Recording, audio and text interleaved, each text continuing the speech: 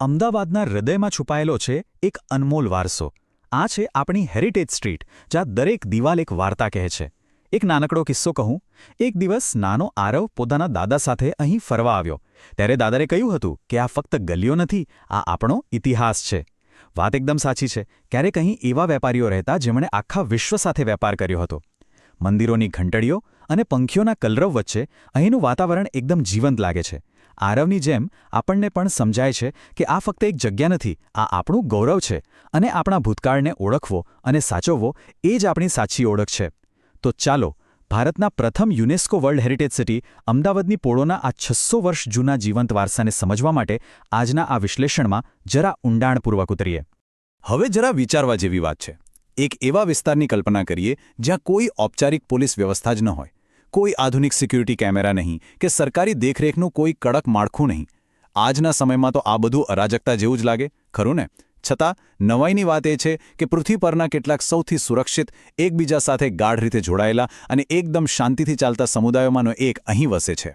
આ કોઈ કાલ્પનિક વાર્તા નથી, પણ 600 વર્ષથી સતત ચાલતી આવતી એક નક્કર વાસ્તવિકતા છે. અને હા, આ વ્યવસ્થાની સૌથી આશ્ચર્યજનક બાબત છે તેનો 600 વર્ષનો અખંડ સમયગાળો. આ કોઈ ધૂળ ખાતો ઐતિહાસિક ખંડેર નથી હો. આ તો એક જીવંત ઇકોસિસ્ટમ છે જે છેક 15મી સદીથી અવિરત ધબકી રહી છે. વિચારો, આ સિસ્ટમનો પાયો 1400ના દાયકામાં સુલતાન અહેમદ શાહના શાસન હેઠળ નાખવામાં આવ્યો હતો. તેમનું એક ખૂબ જ ચોક્કસ અને ભવ્ય વિઝન હતું: સ્થાનિક નદીના કિનારાને એશિયાના મુખ્ય વ્યાપારી મહાનગરોમાંના એકમાં પરિવર્તિત કરવું. અને બસ આ પોળ સિસ્ટમ એ વિસ્તરણનો સંપૂર્ણ પાયો બની ગઈ. શહેરની સ્થાપનાની વાત નીકળી જ છે તો એક રોમાંચક કથા પણ સાંભળી લઈએ. 1415માં ભદ્ર કિલ્લા પાસે રાજવી 3 દરવાજાનું નિર્માણ પૂર્ણ થયું.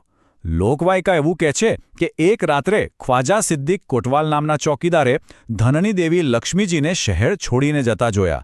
તેણે તરત જ દેવીને રોક્યા અને રાજાની પરવાનગી ન મળે ત્યાં સુધી રોકાઈ જવા આજીજી કરી. દેવીને શહેરમાં કાયમ માટે રોકી રાખવા તે ચોકીદારે પોતાનું માથું કાપીને બલિદાન આપી દીધું. પરિણામે શહેરની સમૃદ્ધિ કાયમ માટે જળવાઈ રહી. આજે પણ તે ઐતિહાસિક બલિદાનની યાદમાં 3 દરવાજાના એક ગોખલામાં એક મુસ્લિમ પરિવાર દ્વારા છેલ્લા 600 વર્ષથી એક અખંડ જ્યોત પ્રજ્વલિત રાખવામાં આવે છે.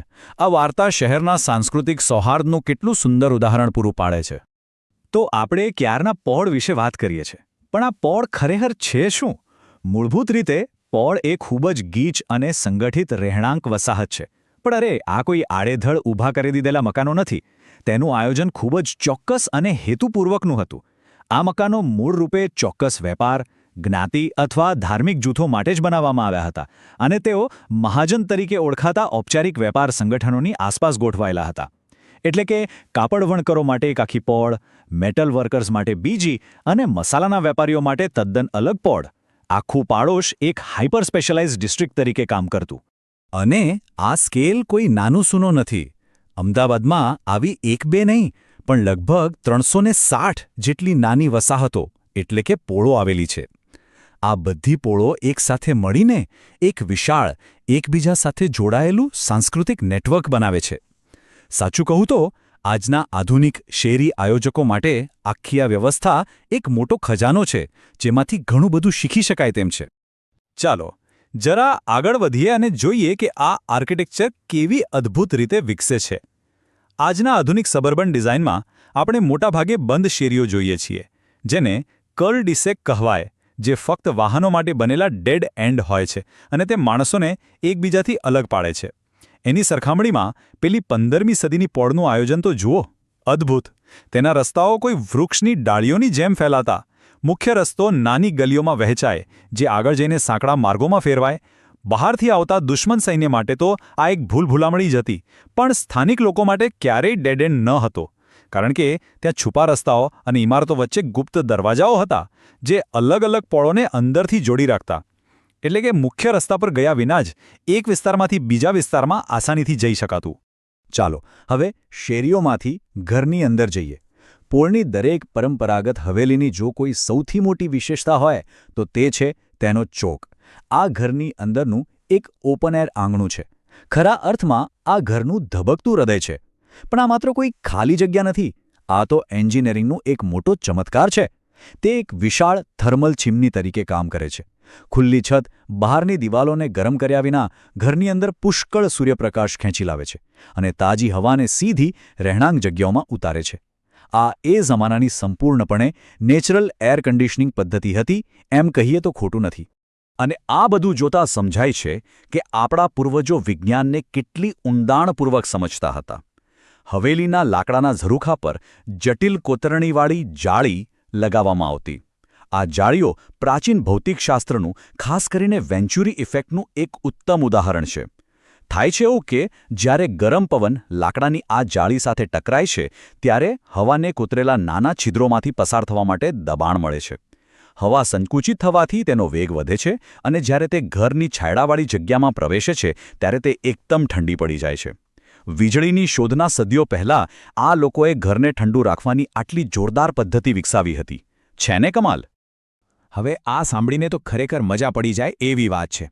પોળના મકાનોના મુખ્ય દરવાજા લાકડાના બનેલા હોય છે, જેના પર ખૂબ જ બારીક અને ઊંડી કોતરણી કરેલી હોય છે. આજના જમાનામાં આપણે આપણી ઓળખ સોશિયલ મીડિયા પ્રોફાઇલ પર મૂકીએ છીએ, બરાબર ને? તો આ લાકડાના દરવાજા એ 15મી સદીના સોશિયલ મીડિયા પ્રોફાઇલ જેવા જ હતા. કોઈનું બાયો વાંચવાની જરૂર જ નહીં. માત્ર ઘર પાસેથી પસાર થતાં જ દરવાજા પર કોતરેલા પ્રતીકો જોઈ લો, જેમ કે શુદ્ધતા માટે કમળ, ફળદ્રુપતા માટે કેરી, ઇસ્લામિક ભૌમિતિક ડિઝાઇન અથવા સારા નસીબ માટે સ્વસ્તિક. આ બધું જ પરિવારની સંપત્તિ, તેમનો ધાર્મિક સંપ્રદાય અને તેમના પરંપરાગત વેપાર વિશે આખી માહિતી આપી દેતું. ઇમારતો ભલે ગમે તેટલી સુંદર હોય, પણ અંદર રહેતા લોકોના ધબકાર વિના તે માત્ર એક ખાલી માળખું છે. અને આથી જ ઓટલો ખૂબ મહત્વનો બની જાય છે.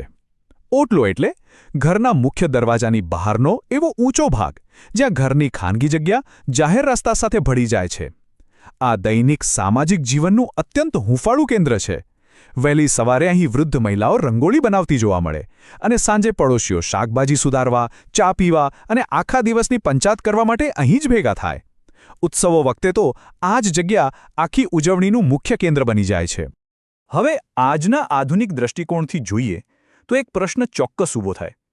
જ્યારે પડોશીઓ એકબીજાની આટલી નજીક રહેતા હોય અને વડીલો ઝરૂખામાંથી સતત ધ્યાન રાખતા હોય, ત્યારે શું આ એક મજબૂત સપોર્ટ સિસ્ટમ છે કે પછી એ ઘૂંઘળાવી નાખનારું સર્વેલાન્સ સ્ટેટ? આવા નજીકથી જોડાયેલા વિસ્તારમાં પ્રાઇવસી એટલે કે ગોપનીયતા જેવું કશું રહે ખરું? તેનો એકદમ સચોટ જવાબ છે સામુદાયિક બંધનો વચ્ચે ગોપનીયતા. જુઓ, ઘરની અંદરનો ચોક સંપૂર્ણ ખાનગી જગ્યા પૂરી પાડે છે, પણ જેવી કોઈ વ્યક્તિ ઓટલા પર આવે તે એક પરસ્પર સંમતિવાળા જાહેર નિરીક્ષણ ઝોનમાં પ્રવેશે છે. આ સતત ધ્યાન રાખવાની પ્રક્રિયા કોઈ દખલગીરી નહોતી, પણ હકીકતમાં તે જ એમની સુરક્ષા વ્યવસ્થા હતી. જાળી પાછળથી દાદીઓની નજર અને પડોશીઓનું ધ્યાન એ સુનિશ્ચિત કરતું કે બાળકો સાંકડી ગલીઓમાં કોઈપણ જાતની ચિંતા વિના મુક્તપણે રમી શકે. આ કોઈ બીજાની જિંદગીમાં ડોકિયા કરવાની વાત નહોતી, આ તો એક સામૂહિક સંભાળ હતી. આ બધી અદ્ભુત આર્કિટેક્ચરની વાતો સાથે સાથે અહીંના સ્વાદિષ્ટ અને પ્રખ્યાત સ્ટ્રીટ ફૂડની વાત તો અચૂક કરવી જ પડે. આ ગલીઓએ પેઢીઓથી લોકોને પોષણ આપ્યું છે. માણેક ચોકનું નામ તો સાંભળ્યું જ હશે, જે રાત્રે એક વાઇબ્રન્ટ ફૂડ માર્કેટમાં ફેરવાઈ જાય છે. ત્યાંની વાનગીઓ ખરેખર અદ્ભુત હોય છે. દાસ ખમણના રસદાર નાસ્તા, વરસાદની ઋતુમાં અંબિકાના મસાલેદાર દાળવડા અને ચા સાથે ઇન્દુબેનના કુરકુરા ખાખરા. આહાહા! આ સ્વાદ માત્ર ખાવાની વસ્તુઓ નથી, પણ ત્યાં ઐતિહાસિક વાતાવરણનું એક અવિભાજ્ય અંગ છે જે શહેરની સંસ્કૃતિને આજે પણ જીવંત રાખે છે. માત્ર ખાણીપીણી જ નહીં, આ પોળો એક જીવંત આર્થિક એન્જિન પણ છે.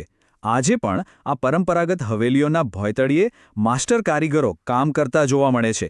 ઉદાહરણ તરીકે ડબલ વણાટની કળા લઈ લો. આ પ્રક્રિયા એટલી તો જટિલ છે કે વણકર કોઈ મેન્યુઅલ કે ચોપડી વિના સંપૂર્ણ પેટર્ન પોતાના મગજમાં જ વિચારી લે છે. વણકાર શરૂ કરતા પહેલાં જ દોરાઓને ખૂબ જ બારીકાઈથી બાંધીને અલગ અલગ રંગોમાં રંગવામાં આવે છે. એક નાનકડી ભૂલ અને આખી ડિઝાઇન બગડી જાય. આ જ્ઞાન કોઈ પુસ્તકમાંથી નથી મળતું, પણ પેઢી દર પેઢી ફક્ત જોઈને અને સાથે કામ કરીને શીખવવામાં આવે છે. આ જ તો આપણા વારસાનું સાચું જીવન સ્વરૂપ છે. જો કે અફસોસની વાત એ છે કે આ 600 વર્ષ જૂનો વારસો આજે ગંભીર ખતરાનો સામનો કરી રહ્યો છે. નવી પેઢીઓ આધુનિક સુવિધાઓની શોધમાં શહેરની બહાર જઈ રહી છે, અને જે હવેલીઓ બચી છે તેનું સમારકામ ખૂબ જ મોંઘું છે. આજકાલની સસ્તી આધુનિક સામગ્રી જેમ કે સિમેન્ટ એ આ 600 વર્ષ જૂના લાકડાના માળખા માટે બહુ નુકસાનકારક છે. સિમેન્ટ ભેજને અંદર ફસાવી રાખે છે, જેનાથી લાકડું સડી જાય છે. જ્યારે કે અધિકૃત સમારકામ માટે પરંપરાગત ચૂનાના મોર્ટારની જરૂર પડે છે, જે છિદ્રાળુ હોય છે અને લાકડાની સાથે હવાને અવરજવર કરવા દે છે. આધુનિકરણ અને વારસાની જાળવણી વચ્ચેનો આ સંઘર્ષ આજે અત્યંત ચિંતાજનક બની ગયો છે. જો ગુજરાતના સમગ્ર ઇતિહાસ પર એક નજર કરીએ તો તે પેલી રશિયન નેસ્ટિંગ ડોલ જેવો લાગે છે. એકની અંદર એક. સૌથી બહારનું મોટું પળ છે 21મી સદીનું સ્ટેચ્યુ ઓફ યુનિટી. તેને ખોલો તો અંદરથી 19મી સદીનો લક્ષ્મી વિલાસ પેલેસ જોવા મળે. તેની અંદર જાઓ તો 600 વર્ષ જૂની અમદાવાદની પોળો છે. તેનાથી પણ ઊંડા ઉતરીએ તો રાણી કી વાવ જેવી 1000 વર્ષ જૂની પ્રાચીન વાવ જોવા મળે, જે જાણે ભૂગર્ભ મંદિરો સમાન છે. અને સૌથી અંતમાં 4500 વર્ષ જૂની સિંધુ ખીણની સંસ્કૃતિ, જેમ કે ધોળાવીરા. આ વસ્તુ આપણને દર્શાવે છે કે આ પ્રદેશમાં આર્કિટેક્ચર અને સંરક્ષણનો કેટલો ભવ્ય અને અવિરત ઇતિહાસ રહેલો છે. તો અંતે આપણે એક સવાલ સાથે છૂટા પડીએ. આજે ડિજિટલ એકલતા અને હાઇપર ઇન્ડિવિજ્યુઅલિઝમના યુગમાં, જ્યાં લોકો પોતાની બાજુમાં રહેતા પડોશીઓને પણ ભાગ્યે જ ઓળખે છે, ત્યાં શું પોળોની આ પ્રાચીન બ્લુપ્રિન્ટ આપણને કોઈ નવો માર્ગ બતાવી શકે? એક એવી ભૌતિક ડિઝાઇન જે લોકોને એકસાથે લાવે છે, વહેંચાયેલી જગાઓ પર આધાર રાખે છે અને એવું વાતાવરણ બનાવે છે જ્યાં પડોશી જ સાચી સુરક્ષા સિસ્ટમ હોય. શું 15મી સદીનો આ વારસો 21મી સદીની શહેરી એકલતાનો ઇલાજ બની શકે? આ ખરેખર એક વિચારવા જેવો પ્રશ્ન છે.